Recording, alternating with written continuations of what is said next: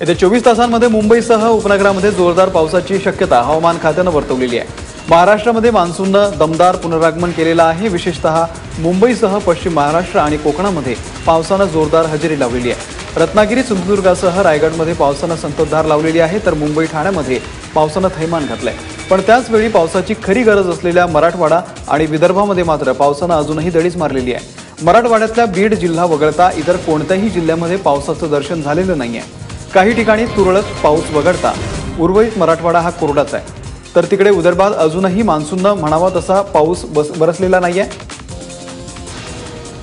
4 महिन्यांपूर्वी ज्या माळीण गावाचं पुनर्वसन झालं त्या माळीण गावाची पहिल्याच पावसामध्ये बिकट अवस्था झाली आहे। त्यामुळे माळीणचे लोक आता गाव सोडण्याच्या तयारीत आहेत। पहिल्याच पावसामध्ये अनेक रस्ते खचले असून अनेक भिंतींनाही तडे गेलेले आहेत।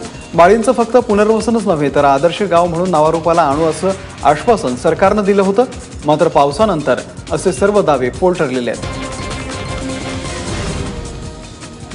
रायगड जिल्ह्यातील माणगाव तालुक्यातील देवकुंड नजीकच्या नदी पात्रामध्ये अडकलेल्या 50 ते 55 पर्यटकांची सुखरूप सुटका करण्यात आली आहे। पावसाचा आनंद घेण्यासाठी मुंबई आणि ठाणे येथील 50 ते 55 तरुण-तरुणींचा ग्रुप कुंडलिका नदीचे उगमस्थान असलेल्या देवकुंड नजीक नदीपात्राजवळ गेला होता, मात्र यावेळी नदीकाठच्या दुसऱ्या भागामध्ये हे सर्व पर्यटक अडकले होते। या संदर्भातली माहिती कळताच पोलिसांनी घटनास्थळी तात्काळ धाव घेतली। अखेर रोपच्या सहाय्याने या सर्वांना सुखरूप नदी बाहेर काढण्यात आलं।